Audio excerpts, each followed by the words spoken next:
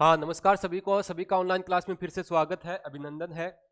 अपने लोकनाट्यों का टॉपिक जो है कल्चर में वो चल रहा था। इस लोकनाट्यों में मैंने आप लोगों को मुख्य रूप से तुर्रा कलंगी ख्याल करवा दिया, शेखावाटी का ख्याल करवा दिया, हेला ख्याल करवा दिया, भेंट के दंगल कहाँ के प्रसिद्ध है वो भी मैंने आप लोगों को करवा दिया था।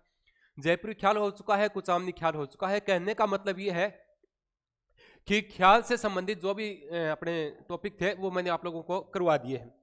आज की क्लास में अपने देखेंगे रम्मत। क्या पढ़ेंगे? रम्मत। आज ख्याल पूरे करेंगे भाई। रम्मत जो है, रम्मत कहाँ की प्रसिद्ध है, इसके प्रसिद्ध कलाकार कौन कौन से हैं, कौन कौन सी रम्मतें जो है वो बीकानेर में, जैसलमेर में कौन सी की जाती हैं, सभी पे चर्चा करने वाले हैं। रम्मत का शाब्दिक अर्थ देखें तो क्या होता है? खेल होता है। क्या होता है शाब्दिक अर्थ? खेलना। ठीक। रम्मत का प्रारंभ कहां से हुआ? रम्मत का प्रारंभ कहां से हुआ? तो जैसलमेर से। रम्मत का प्रारंभ जैसलमेर से हुआ है, लेकिन रम्मत जो है वो बीकानेर की भी प्रसिद्ध है। कहाँ की गुरुजी? बीकानेर की। रम्मत फलोदी जोधपुर में जो अपने स्थान है वहां पर भी की जाती है, और रम्मत पोकरण जैसलमेर का जो क्षेत्र है वहां पर भी रम्मत जो है वो की जाती है। तो आपको तीनों बातें याद रखनी है। रम्मत जैसलमेर, बीकानेर, फलोदी और पोकरण, इन क्षेत्रों में रम्मत जो है उसका आयोजन होता है। ठीक। आगे अगर बात करें तो रम्मत जो है ये बीकानेर में रम्मतों का प्रारंभ किससे होता है? भाई कोई सबसे पहले रम्मत कौन सी रम्मत करते हैं बीकानेर में? तो बीकानेर में फक्कड़दाता की रम्मत है। कौन सी? फक्कड़दाता की रम्मत जो है, इससे रम्मतों का प्रारंभ होता है। फक्कड़दाता की रम्मत से रम्मतों का प्रारंभ जो है वो होता है। ठीक। फक्कड़दाता की रम्मत से रम्मतों का प्रारंभ बीकानेर में होता है। और बीकानेर में जो रम्मत का कार्यक्रम आयोजन करते हैं वो कौन होते हैं? वो होते हैं पुष्करणा ब्राह्मणों द्वारा बीकानेर में रम्मत की जाती है। ठीक है। पुष्करणा ब्राह्मण जो है इन्होंने ही बीकानेर में पाटा संस्कृति का प्रचलन किया था। पाटा संस्कृति का संबंध भी कहां से है? बीकानेर से है। एक बार पुनः देखो, रम्मत का शाब्दिक अर्थ होता है खेल। रम्मत का प्रारंभ जो है वो जैसलमेर से हुआ है, लेकिन रम्मत बीकानेर, फलोदी और पोकरण, इन सभी जगह की रम्मत जो है वो प्रसिद्ध है। बीकानेर में जो भी रम्मत आयोजित होती है तो उनका अगर प्रारंभ होगा तो सबसे पहले फक्कड़दाता की रम्मत है उसका आयोजन किया जाता है। और बीकानेर में रम्मत कौन करते हैं? तो पुष्करणा ब्राह्मण जो है वो करते हैं। पुष्करणा ब्राह्मण जो है वो खड़ीन की खेती के लिए भी जाने जाते हैं।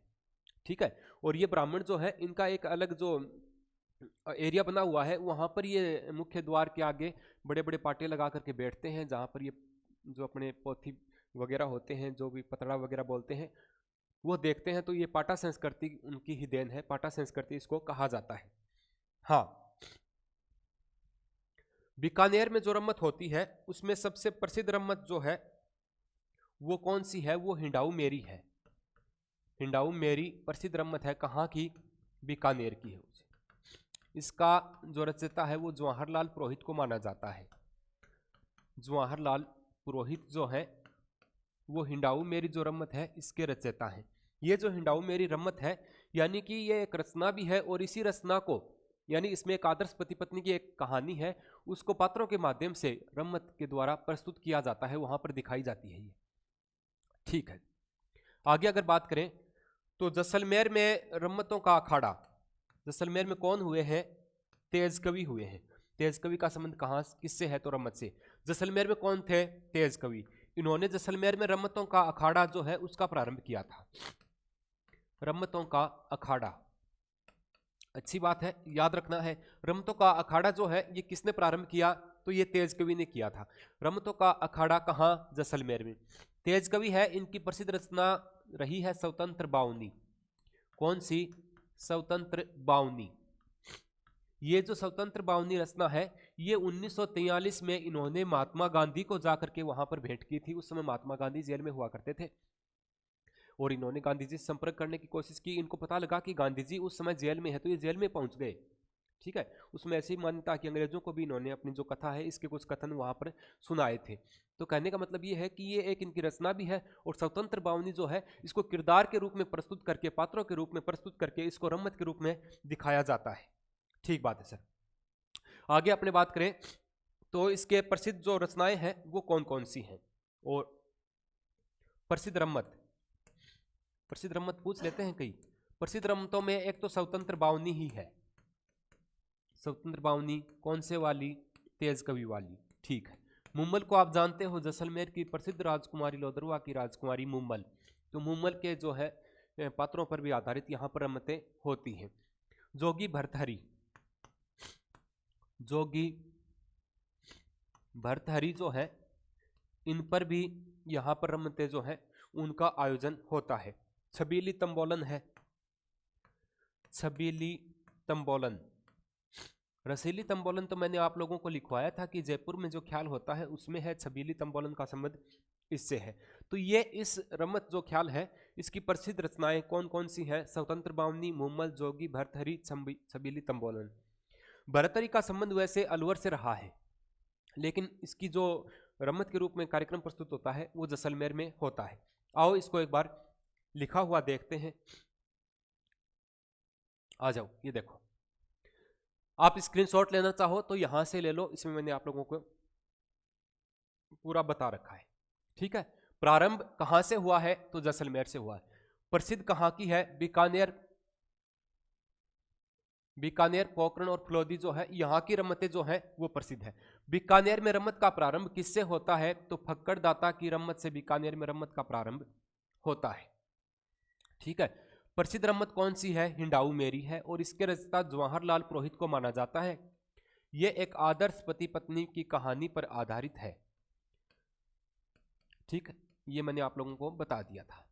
ठीक बात है। रमत खेलने वाले जो हैं उनको खेलार कहा जाता है। पुष्करणा ब्राह्मणों के द्वारा रमत जो है इसका आयोजन किया जाता है। जैसलमेर में जो तेज कवि हुए हैं उन्होंने जैसलमेर में रमतों का अखाड़ा जो है इसका प्रारंभ किया था। तेज कवि की प्रसिद्ध रचना स्वतंत्र बावनी है। 1943 में इन्होंने ये महात्मा गांधी को भेंट की थी। प्रसिद्ध रचनाएं और मुम्मल है, जोगी भर्तहरि है, छबीली तंबोलन है, ये है। तो ये रमत से संबंधित जो भी बातें थी वो मैंने आप लोगों को यहाँ पर बता दी है। ठीक है। हाँ, आगे चलते हैं और बात करते हैं तमाशा की। तमाशा कहाँ का प्रसिद्ध है? तो तमाशा जयपुर का प्रसिद्ध है। तमाशा कहाँ का? जयपुर का। ये आपकी स्क्रीन पे लिखा हुआ है। तमाशा क्या है? लोकनाट्य है। क्या है? लोकनाट्य है। ठीक बात है। ठीक है। तमाशा कहाँ का? जयपुर का। जयपुर वाले करते हैं, क्या करते हैं? तमाशा। तमाशा जो लोकनाट्य शैली है ये मुख्य रूप से कहाँ की है? महाराष्ट्र की लोक शैली है। लोकनाट्य शैली कहाँ की? महाराष्ट्र की है। तो सोचो गुरु जी महाराष्ट्र की है, अपने यहाँ पर कौन लेकर के आया? तो प्रताप सिंह जो है, जयपुर के शासक प्रताप सिंह इसको यहाँ पर लेकर के आए थे। प्रताप सिंह उस समय गए थे महाराष्ट्र और महाराष्ट्र में वो मिले बंशीधर भट्ट से और उन्होंने इस ख्याल का वहाँ पर आयोजन देखा, इस लोकनाट्य का आयोजन देखा, तो उन्होंने कहा कि ये तो जोरदार तमाशा है, ऐसा तमाशा तो हमारे वहाँ भी होना चाहिए। तो बंशीधर भट्ट को बोले कि आप मेरे साथ चलो और जयपुर में चलकर क्या करो? तमाशा, हमारे वहाँ भी तमाशा करो। तो इसके प्रसिद्ध कलाकार कौन है? बंशीधर भट्ट। आपको याद रखना है कि भट्ट जो भी आए ना, भट्ट वाले, तो वो सारे किस में आएंगे? वो तमाशे से संबंधित है। ठीक है। इसका जो जहां पर इसका आयोजन होता है उसको क्या बोलते हैं? अखाड़ा। अखाड़ा मतलब ये खुले मैदान में होता है। खुले मैदान में इसका जो प्रस्तुतिकरण होता है, इस वजह से इसको अखाड़ा बोल देते हैं। अखाड़ा वैसे कुश्ती के लिए होता है, लेकिन ये भी खुले दंगल की तरह ही यहाँ पर खड़े होकर के तमाशा करते हैं। इसके प्रसिद्ध नर्तक जो हैं, जो इस तमाशा में नाचते हैं, वो गौहरजान है। गौहरजान को पूरा जयपुर जानता है, सबकी जान गौहरजान। ठीक है। अन्य कलाकार देखें तो गोपीचंद भट्ट है, कृष्ण भट्ट है, फूलचंद भट्ट है। ठीक है। भट्ट परिवार जो है वो इस तमाशे के लिए जाना जाता है। जयपुर के जितने भी शासक हुए हैं तो वो कई कलाएं लेकर के आए। अनूप सिंह जो है वो लाहौर से लेकर के आए थे उस्ता कला, पर्सिया ईरान से ब्लू पोएट्री लेकर के आए थे। ठीक है। और भी कई, जैसे प्रताप सिंह ये महाराष्ट्र गए तो महाराष्ट्र से तमाशा जो है इस कला को यहाँ पर ले आए। तो जयपुर के शासकों की ये खासियत रही है कि वो जब भी बाहर गए हैं तो कोई ना कोई कला को अपने साथ लेकर के आए हैं। मीनाकारी जो है वो भी बाहर की कला है, बाहर से अपने यहाँ पर आई है। ठीक है। थेवा कला है तो वो भी बाहर की कला है। तो ये आप याद रखना, तमाशा कहाँ का प्रसिद्ध है? जयपुर का। किस राज्य की मुख्य लोक कला है तो महाराष्ट्र से अपने यहाँ पर आया है। प्रसिद्ध कलाकार कौन है? बंशीधर भट्ट है। जहां पर तमाशे का आयोजन होता है उस स्थान को कहते हैं अखाड़ा। अखाड़ा मतलब खुले मैदान में होता है। इसके प्रसिद्ध नर्तक जो है जो तमाशे के अंदर नाचते हैं तो वो कौन है? गौहर जान है। प्रसिद्ध कलाकार गोपीचंद भट्ट, कृष्ण भट्ट, फूलचंद भट्ट जो है इनका संबंध किससे है? तो इन सभी का संबंध तमाशा से है। तो ये है तमाशा। आगे चलते हैं। हाँ, फिर आता है अपने गौरी। गौरी जो है ये लोक नाट्य भी है और लोक नृत्य भी इसको बोल सकते हैं। लोक नृत्य में भी अपने गौरी को पढ़ते हैं। जब एक बार पुलिस में एक क्वेश्चन आया तो गौरी लोक नृत्य के नाम से आया था। हाँ, गौरी कहाँ का प्रसिद्ध है? मेवाड़ का है। ठीक बात है गुरुजी, गौरी मेवाड़ का है। किसके द्वारा किया जाता है? भील पुरुषों के द्वारा ये लोकनाट्य प्रस्तुत किया जाता है। इसमें मुख्य रूप से क्या होता है? तो शिव और भस्मासुर जो है इसकी कथा का वर्णन यहां पर किया जाता है। ठीक है, शिव भस्मासुर की कथा का वर्णन निम्नलिखित में से किस लोकनाट्य में होता है? तो किसमें होता है? गौरी में। जितने भी एग्जाम होते हैं तो गौरी से संबंधित प्रश्न जो है वो अक्सर परीक्षाओं में पूछा जाता है, तो इसको आप विशेष रूप से ध्यान रखना है। कितने दिन चलता है? 1.25 महीने के आसपास चलने वाला लोकनाट्य है। एकमात्र पूरे भारत का एकमात्र ऐसा लोकनाट्य है जो दिन में होता है, शाम को भी नहीं होता, दिन में होता है। ठीक है, वैसे भील जनजाति के लोग जो है वो महुआ होता है उसे शराब बनाते हैं, शराब का सेवन करते हैं, लेकिन ऐसी मान्यता है कि जब वो इस लोकनाट्य का प्रस्तुतिकरण देते हैं, ये जब 1.25 महीने चलता है तो वो न शराब का सेवन करते हैं, किसी भी प्रकार की कोई भी नशा जो है मदिरा वगैरह नहीं पीते हैं, इसमें महिलाएं भी शामिल नहीं होती हैं।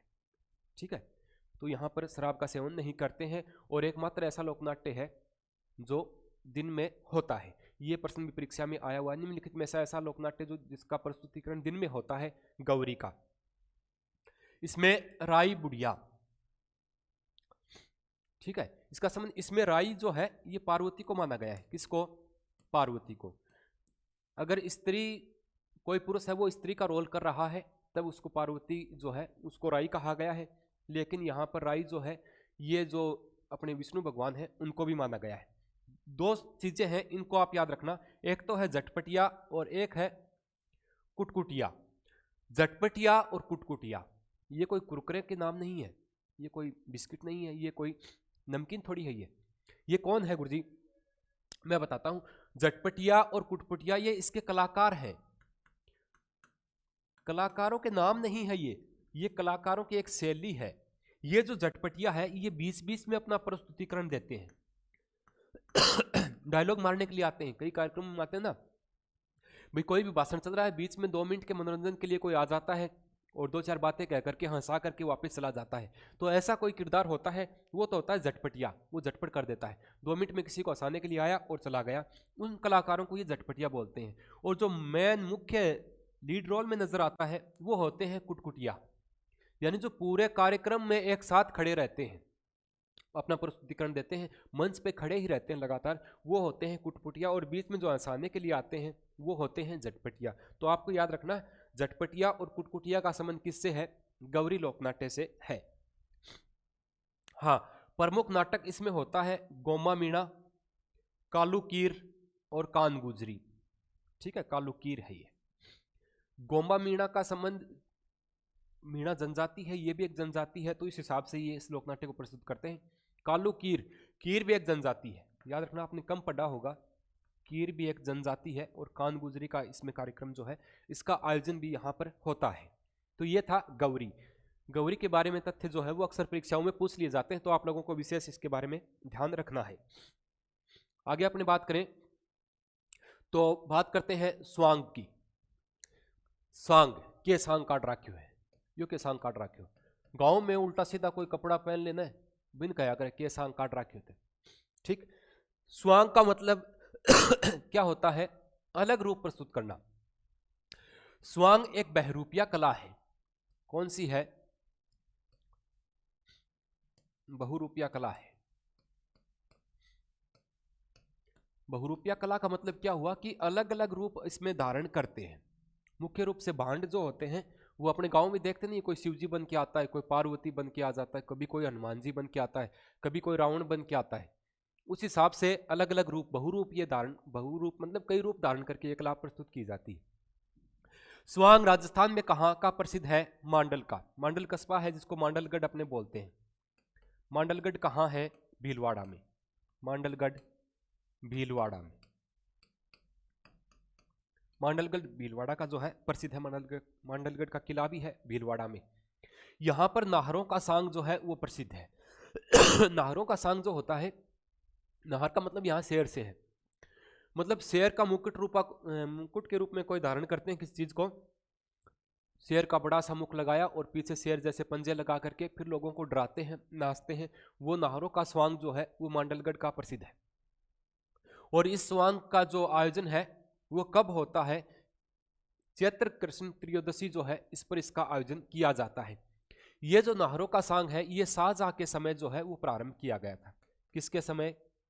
शाहजहां के समय इसको प्रारंभ किया गया था, अब भी होता है।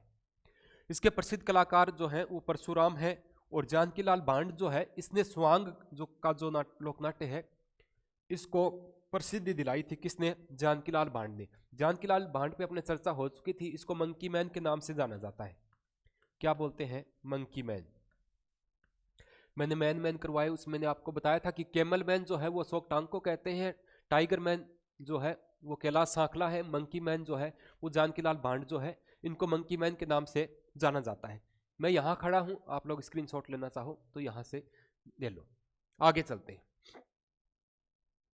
बात करते हैं चार बैच शैली की। चार बैच जो है ये राजस्थान में कहाँ की प्रसिद्ध है? टोंक की। ये मोस्ट है भाई, कई बार पूछ लेते हैं। चार बेंच जो है इसके बारे में कई बार पूछा हुआ है। चार बेंच लोकनाट्य शैली कहाँ की प्रसिद्ध है? टोंक की। मुख्य रूप से ये कला जो है ये अफगानिस्तान से लाई गई है। कहाँ की है? मुख्य रूप से अफगानिस्तान की। और अफगानिस्तान में जब ये कला होती है तो ये पश्तो भाषा में होती है। पश्तो भाषा या पश्तो शैली भी होती है। पश्तो भाषा में ये कला जो है वो वहां पर होती है। टोंक को अपने को पता है कि टोंक को बोलते हैं नवाबों का शहर। वहां पर नवाब हुआ करते थे। अफगानिस्तान साइड में भी नवाब हुआ करते थे। इनका आपस में संपर्क हुआ। तो राजस्थान में ये कला जो है ये किसके समय पनपी थी? फैजुल्ला खान जो है इनके समय इस कला का प्रचलन हुआ, फैजुल्ला खान के समय। ठीक है। और इसके प्रसिद्ध कलाकार वर्तमान में करीम खान निहंग है। करीम खान निहंग जो है ये इस कला को यानी कि चार बैच शैली को किस में प्रस्तुत किया था? इसने स्थानीय भाषा में, स्थानीय भाषा में प्रचलन में लाए थे। कौन? ये करीम खान निहंग जो है इन्होंने इसको स्थानीय भाषा में प्रस्तुत करना शुरू किया था। इसमें मुख्य रूप से डफ जो है वो वाद्य यंत्र काम में लिया जाता। कौन सा बजाया जाता है गुरुजी? डफ। डफ तो आप जानते हो, होली के अवसर पर जब अपने धमाल होती है, धमाल का आयोजन होता है तो डफ बजाते हैं ना, हाथ में लेकर के ऐसे ऐसे बजाया जाता है। इससे रिलेटेड आपने कहीं ना कहीं देखा होगा कि जो पुरानी फिल्मों में जो कव्वाली प्रस्तुत होती थी उसमें एक आदमी बीच बीच में आकर के डफ लेकर के नाचता है।